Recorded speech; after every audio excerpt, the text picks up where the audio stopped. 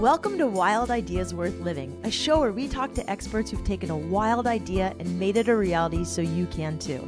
From people who have sailed around the world to those who've started thriving businesses and even broken records, some of the wildest ideas can lead to the most rewarding adventures. I'm your host, Shelby Stanger, and I hope you enjoy this show. This is episode 42 with professional highliner Ari Delashmutt. This episode was brought to you by Keen. On all my greatest wild adventures, I've had a pair of Keens with me. I wore them when I stand-up paddled down a portion of the Peruvian Amazon River, when I went tubing through the glowworm caves in New Zealand, and even trekking through the rainforests of Costa Rica. Keen's most known for their Newport sandal. They're made to go in water and on land, but right now they also have some amazing new styles I'm especially excited about. The Tethered collection, for example, was designed specifically for the unique biomechanics of a woman's foot and stride. It was designed so you could trek all through Yosemite or any great hiking destination, and so you could wear them through the city streets, on the beach, and they're stylish enough to wear out after with leggings or jeans. Best of all, Keen is a family-owned company. They're out of Portland, Oregon. They're committed to not only protect the places we play outside, but they also provide numerous grants to causes and difference makers who share their ambitious goals. They support some kick-ass ambassadors as well. You can check them out at keenfootwear.com. That's KEEN footwear.com for more. This episode was brought to you by Nuzest, a company from New Zealand I discovered there that makes some of the healthiest, yummiest, and sustainable vitamin and quality pea protein supplement powders and bars on the market. There's no GMO, no dairy, no soy, gluten, grains, artificial sweeteners, no added sugar, no preservatives, no fillers, no animal products, no bad stuff. It's all good stuff made in Belgium, Australia, or New Zealand, not in China. I'm a huge advocate for clean, healthy eating, and I also travel a lot, which is why I love taking Nuzest powders and bars on the road. My favorites are their chocolate clean lean protein, the Just Fruit and Veg mix, which actually has 5 fruits and 5 veggies inside, and a product called the Quick Vita Kick, which has all the vitamins you need to go all day long, plus protein, prebiotics, probiotics, real fruits and veggies, and digestive enzymes with only 48 calories, 0 grams of sugar, and 6 grams of protein. The Cacao Honey Quick Vita Kick is my favorite. I kind of use it like dessert. All of their powders taste great. Right now, if you use the code WILDIdeas at nuzest-usa.com, that's NUZEST-USA.com, you'll get 15% off every order, even repeat orders. So go to nuzest-usa.com. Make sure you enter the code WILDIdeas at checkout. Ari Delashmutt is a professional highliner, an accomplished skier, an adventurer, and the host of the How to Adventure podcast. I actually met Ari at the OutFound Festival in Oregon, and I really loved his talk about lessons he learned from life on a highline. For those of you who don't know what a highline is, it's basically a slackline, but extremely high in the air, like hundreds and thousands of feet, and he walks across these things. We talk about what it's like to be so high up, the lessons he's applied from highlining to life, his take on fear, free soloing, which is doing this all without any safety gear, and so much more. Ari definitely thinks outside of the box, and he has some great insights about just life in general from spending so much time in the air. I hope you enjoy this show. It's a quick one, but one I really enjoyed. Ari Delashmutt, welcome to Wild Ideas Worth Living. You live on the Highline. High life on the Highline. I don't know where this is going. Thanks for having me, Shelby.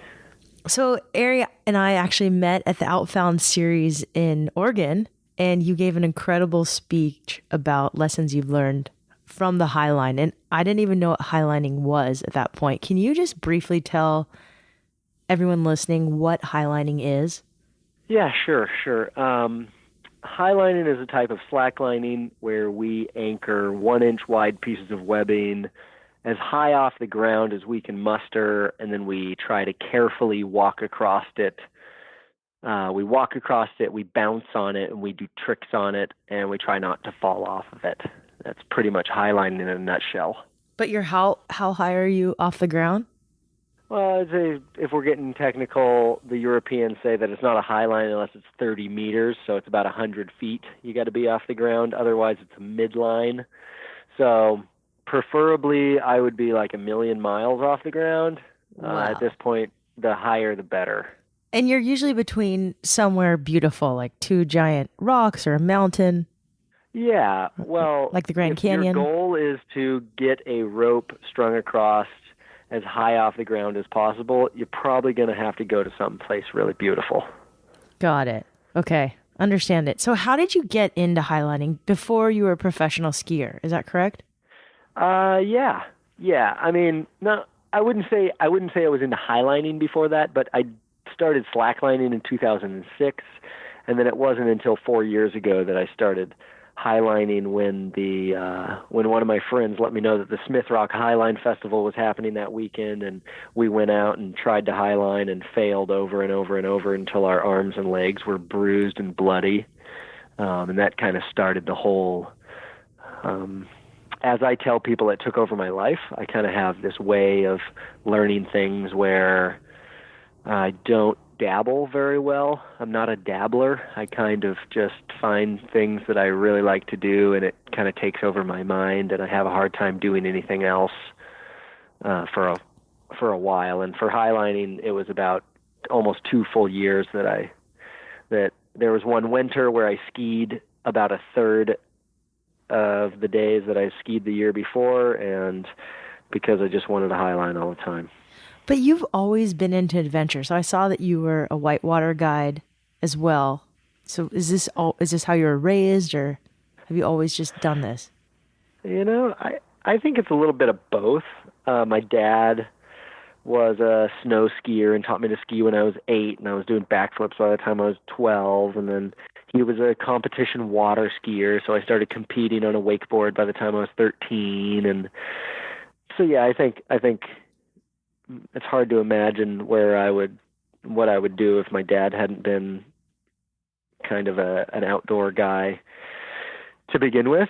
And I'm asking this because like the average Joe wouldn't just go show up to the Smith Highline Festival and just go enter without having done it before, no? Yeah. Okay. Yeah, and I think that on top of my dad being an outdoor guy, I had an older brother and a younger brother, which kind of made me the crazy middle bro who, you know, I learned how to like do backflips off a curb when I was like 13 or something, and I always had like kind of crazy physical tricks to show off with.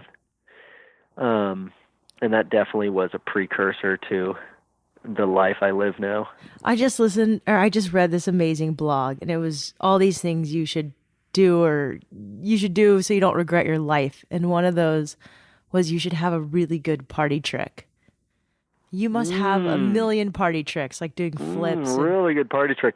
Yeah. I mean, I think that if you put a small highline up at a party, I've got a pretty damn good party trick. I can do backflips and run up the wall and do a backflip, that kind of thing. I think that counts. But realistically, my best party trick is, making cards disappear, that kind of little stupid magic tricks that I learned from my friends. That's epic. So good party tricks. Call Ari Delashmutt. Party tricks are important. You got to have that stuff. That's how you get through life. I have no good party tricks except for I used to just go up to guys at the bar and just challenge them to push-up contests. And it really just didn't work. Like they would usually run away. I could beat them at push-ups, but that did not help my game at all. So yeah, I don't know if beating guys at push-ups helps you at all. So my next question is, can you really just paint a picture of what it takes to highline it? It obviously takes rigging as well. Yeah, absolutely. So slacklining in itself is physically really difficult. It is hard for us to balance on a wobbly, loose piece of rope. So when slacklining is you where you put a rope between two trees and it's kind of low to the ground. Yeah. Okay. Slacklining's the stuff you see in the park where you got the hippies hanging out on the grass. They got the rope tied between two trees and they're trying to balance on it. They're trying to walk on it. And these days, they might be doing something even crazier, like a handstand or trying to juggle on it or something like that. It is somewhat similar to tightrope walking, but the rope is much looser. We don't use a balancing pole because we can balance by moving the rope underneath our center of gravity. Got it. And then Chris, like the things you see in Chris Burkhart's photos is highlining, where they're walking. Yeah. Same distance as Sure. the moon is high or something like that. Yeah. And so what does it take? Highlining from slacklining, when you take that slack line that's already really physically difficult to walk across or to balance on at all, and you take it and you put it way up in the sky, what you end up doing is you make it exponentially harder to walk across. And it's for a myriad of reasons that start with the visceral ones, the fear of the height, the fear of the rigging, right? If the rope breaks, you fall to your death. If the anchor breaks, you fall to your death, that kind of thing, as well as just our innate sense of self-preservation that tries to keep us away from high places. And highlining is a very, very uneasy space, being out over the void trying to do something that's already physically very difficult and demanding. It just makes it so much harder. And I think that the challenge of controlling your mind and letting your body do the physical thing that you can do on the ground but somehow seem to not be able to do up in the air is what derives most of the lessons that highlining can teach you from. I'd love to hear some of these lessons. You talked a little bit about it in the OutFound series, and you also have this amazing podcast called the How to Adventure podcast with Ari in the Air. Maybe you can just tell us a few of the lessons that you've taken and applied to life through learning to highline. Yeah, so in that podcast that you're referring to, I adapted from an article that I had written, Life Lessons from a Highline. And I've got 12 or 13, maybe 15 of those. And I think my two favorite ones, I would say my first favorite one is, and this, my first favorite being the most applicable to life, I would say, is don't expect success, expect persistence. We tend to cling to the idea that we're going to be successful in an endeavor, and the moment that we hit failure and we fail, we tend to be extremely discouraged and unmotivated to continue. And it's a mistake in expectation management, right? If you accept a highline as an extremely difficult physical act and mentally demanding, then when you go out there and you're unable to stand up or you cannot walk across the line successfully, you say, wow, that was really hard. I'm super glad I tried that. But if you face the sport of highlining with the attitude that I can do this, today is my day, I'm going to nail it today, and you get out there and you stand up and you fall off, you say, no, damn it, this is my day. I think it's really, highlining trains you to fail over and over while keeping your focus on persistence and not success. Persistence is the golden key to life. There's a great Calvin Coolidge quote that I would butcher, talking about how persistence is the only thing that matters. Education doesn't matter. Talent doesn't matter. Genius doesn't matter. It's all persistence. And I think that's so true. And highlining teaches you that in a really visceral, smack you down way.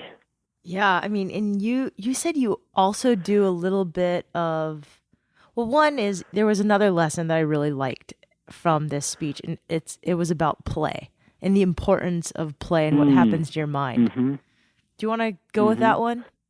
Yeah. I think it's really important to keep your mind in a state of play.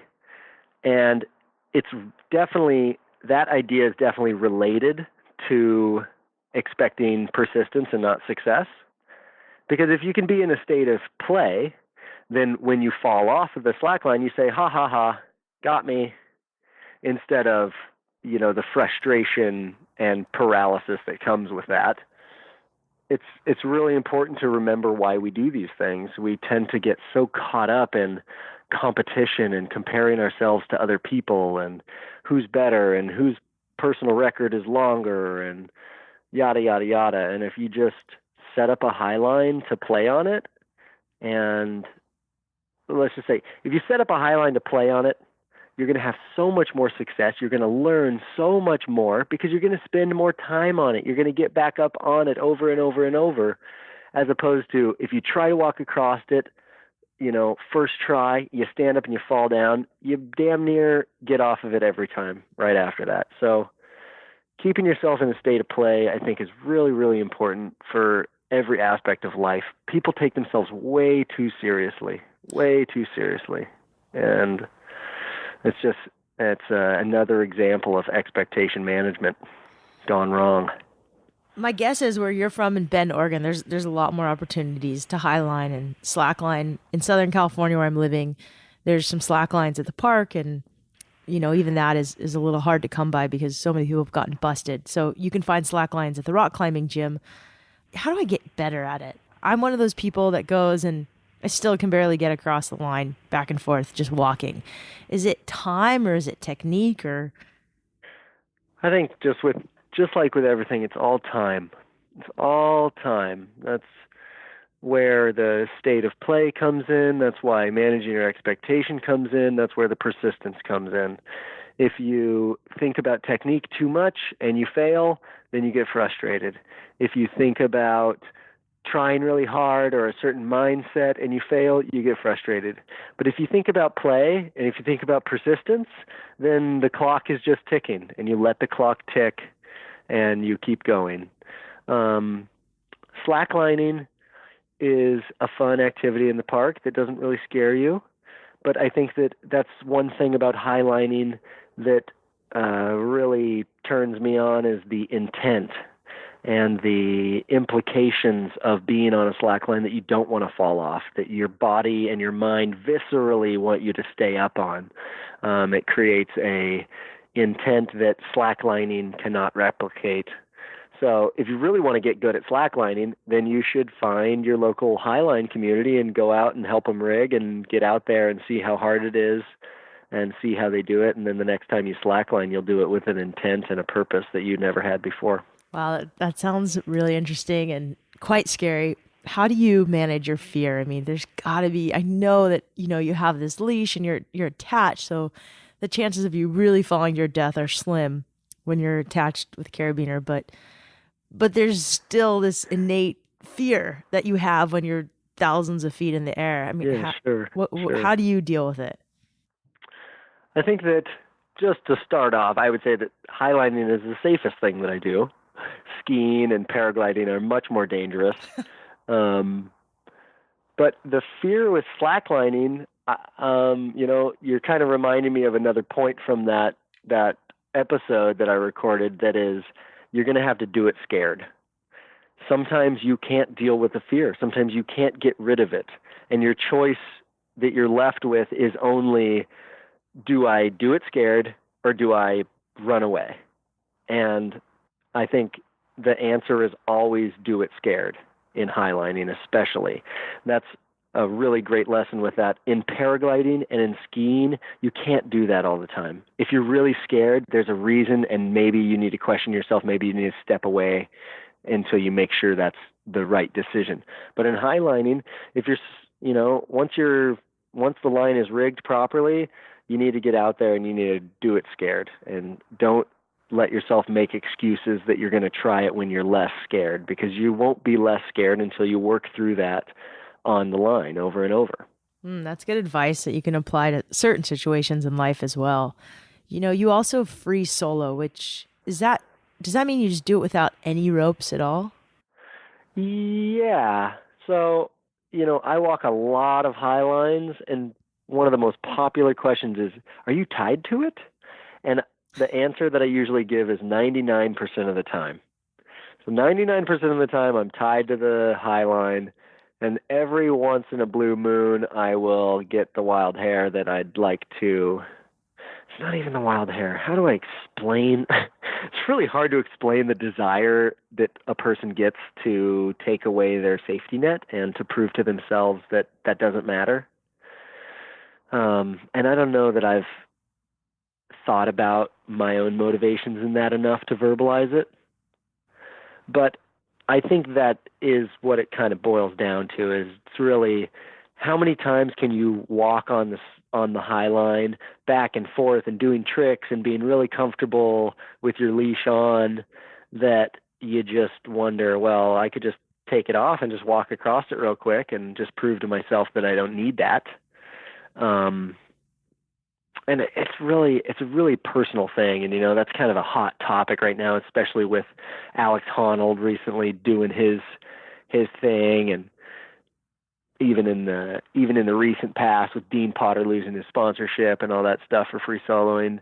It's a personal thing, and it's hard to even speculate on something like Alex Honnold's motivations, and it's almost even hard for me to speculate on my own motivations to free solo. It's kind of like the time just comes to you that you just kind of know. You're like, yeah, this seems like a perfectly applicable place to take my harness off and go for a really free, really focused, really almost meditative walk across the Highline, and it's a really nice experience. I have so many more questions about this, but I'm going to think about it. Meditation. Do you meditate, or do you do breath work, or does that just happen on the line? Yeah, I think it's, for me, I'm not a big trainer. I do a lot of different sports, and I try to stay busy doing the things that I like, and training and stretching and yoga are so boring. I cannot do that stuff. I've got to go play. I've got to go try and challenge myself. So I think that pre-highlining Ari could not meditate to save his life. But I have found meditation and breath work and a much longer duration of focus and concentration through highlining as a byproduct, because it demands it. You just can't walk across 1,000-foot long high line without staying completely focused, and without managing your breath, and without managing your mindset, and without managing the things that you're thinking about. All those things have to happen for the stars to align for you to successfully walk across something of that magnitude. So I would say it definitely has kind of taught me that. But post 1,000-foot high line me still doesn't want to meditate or stretch or do any of that stuff. But I kind of learned it as a byproduct of wanting to walk across really long pieces of rope. Okay, so either you're an incredible athlete or you're a freak of nature, or what you're saying is also, I'm sure, really legit. But what else do you do? I mean, do you not drink, or do you eat vegan, or do you have any other tactics that you use to do what you do? What a great question. I've always really enjoyed cooking. I love food. So I end up eating really well, I would say. Not in the healthiest, most vegan granola crunchy way, but like really tasty things that make me happy to cook and make me happy to eat. I think that's really important. I think I'm a hippie granola vegan, by the way. Yeah. You're definitely more hippie granola vegan than I am. Awesome. But, I'll take it. But I don't know. I don't think there's any big secrets there. I think that, we're all different. I think that some people need more specific inputs to get more specific outputs, and I tend to focus on the output more than the input. Awesome. One of the things I saw on your own website was that there's this thing called human-powered slacklining.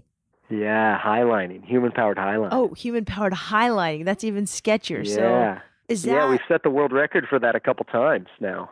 So does that mean like a bunch of people are each holding the line like tug-of-war, but not... Exactly. I love the tug-of-war reference. It's so perfect. Yes. That's so sketchy. Oh man, it seems to even like it makes me laugh even to like explain that I kind of like have put this stunt together. So what is it? How I many would say my people? friend Spencer Seabrook out of Squamish, those guys like 4 years ago did the first one, and it was like 100 feet long. And then 2 years later in Moab, we did 180 foot. And then last year at the Smith Rock Highline Festival that's coming up this next weekend, we did a 265 foot long human anchored highline where we had 21 people on one side holding onto the line and 21 people on the other side holding onto the line. And we let our lightest friend walk across it. And were they anchored to a leash or solo? Yeah, the walker was anchored to the line, but the line was not anchored to the ground. Oh, The line was anchored only to the people holding onto it with their bare hands. no gloves, like full. No gloves, no nothing. Oh, No gloves, no nothing. Just holding onto it. And we put it over our shoulders so that it kind of helps the downward force as the person gets closer to you. But I think that you'd be amazed at how strong people are in groups of that size. 20 people can really put some force onto a piece of webbing. where can we see a video of this? I think the video is out on both Vimeo and YouTube. I was the stunt coordinator for that and produced the video, and my friend Wes Coughlin at Delve Studios is in Bend. I freelance with them every so often. But they made the video. Check it out. I would just type into Google human anchored highline, and I think the video will pop up immediately. Okay, I will definitely put this in the show notes, and I might have you send me the should. exact link. This sounds amazing. So, You should. I know you make a living basically being an adventurer, which is a job that most people would absolutely love to have. It sounds like you do some other things too. You have a podcast. You must have done some film work. How do you do it? I think that people are really envious of it until they see the salary. The pay sucks, the hours are great, and the work keeps me pretty fit. But I don't know. I'd say you gotta if you really want to make a living doing what you love, and I think it's true for adventuring as an athlete, being an artist, freelancing, that all those things. I think that you have to manage your expectations, you have to lower your overhead, and you have to have persistence. You just got to keep going. If it's what you really want, you just got to keep going, and you have to start somewhere. So, I don't make a ton of money, but I'm definitely having a great time. Oh, I think you are, and I think there's a lot of sponsors who are really curious about working with you or want to work with you. And That'd be great. I got introduced to you by Keen, one of your primo sponsors, and they spoke very highly of you. So I'm stoked they introduced us. Thanks. You also Thanks. have a really good definition of adventure. I'd love for you to talk about that. Yeah, so in the podcast, in the first episode, I defined adventure as a risky undertaking with uncertain outcomes. And I think that might be the Webster, not far from the Webster definition. But a lot of people lately, I've heard people say that adventure doesn't start till something goes wrong, which I disagree with wholeheartedly. But it's got to involve risk, and it's got to involve uncertainty, because that implies challenge. I think if you're challenging yourself for something that you want to do, that you're not certain if you can do, and there's risk involved, I think that if you are undertaking something like that, then you have accepted the consequences of your own actions, for better or for worse, and you're going to prepare accordingly. I like that definition a lot. Who inspires you, or have you read any books along the way that you gift to others, or that you recommend, or you read more than once or go back to? Oh, the things I read are, I would say, wholly unrelated to the outdoor world. I am a student of philosophy. I read a lot of philosophy and listen to a lot of philosophy podcasts and that kind of thing. And if I'm reading, it's nonfiction, things like, Gladwell and Freakonomics, Super Freakonomics. I think I'm really interested in the way things actually work. And which philosophers are you interested in? If I were to drop a name on your podcast so that your listeners would check out his podcast, that would be Free Domain Radio with Stefan Molyneux. He's a advocate of peace and freedom, and his podcast is the most downloaded philosophy podcast out. You should check it out. Awesome. I'm interested in learning more. And Yeah, did you really study philosophy in school, or? No, it's kind of funny. I actually studied ceramics in school, which was a good way to get my dad to keep paying my rent so that I could go skiing every day and skip my ceramics class. Did you go to school in Oregon or Utah or where? Yeah, I did. I went to school in Bend, and I actually, when I stopped going to college, I made my living as a potter for a short time and funded a move to Montana so that I could ski more. That's amazing. The fact that you funded your life as a potter is incredibly amazing. I know, it's kind of funny. I know, it's like 1850 around here. So I'm pretty curious what you were like as a kid, and if you could go back in time and I love to ask the question, what would you tell your 15-year-old self if you could go back and tell him? Just because 15 is a tumultuous year. You're either a sophomore or a freshman in high school. And so tumultuous. How I was as a kid. Well, I was I was trapped in the mental gulag that is public school. The mental gulag that is public school. That's a pretty profound statement, Ari. Yeah. Must have been torturous for you. I don't think that teaching young boys to sit down and obey was definitely not good for me. Got it. I did not become the person I am in public school. I only started years after. But if I were to give my 15-year-old self some advice, it would be that confidence comes from inside. It doesn't come from accomplishments. It doesn't come from adoration from other people. It comes from inside, and only once you have confidence can you be nice and can you fulfill the needs that other people have. I like that. That's really good advice. I wish I could go back to my 15-year-old self and give it to me. So you travel around the world a lot for your sponsors, for yourself, to do these amazing adventures. Is there any go-to gear or things you've discovered along the way that you love having? Earplugs. Earplugs.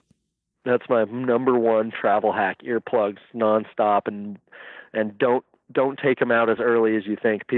I like to walk through the airport with earplugs in. I like to be in a taxi with earplugs or headphones. I listen to a lot of podcasts, so it's either headphones or earplugs, unless there's something really great to listen to.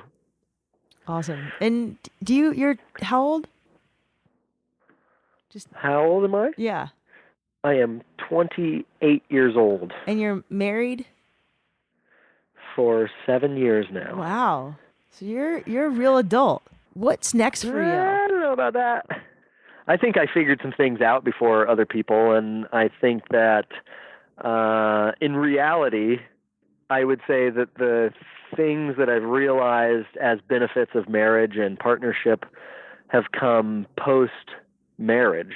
I have learned them as a husband and not as a fiance. I didn't necessarily know I didn't know the benefits of it until now, really. Until, 4 years ago or 5 years ago. Huh, because I was planning on doing the 4-year engagement. Thanks. Let's get advice, though. Yeah, I think there's a lot of benefit to having a partner and to being loyal.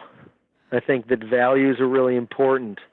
I think our world, and especially my generation, tends to think that nothing matters and that you can do whatever you want. And that good things will come out of whatever you do. And I don't necessarily think that's true. I think that there's a way to do it that will maximize your chances at being happy and being satisfied. And I think that finding those things is really important.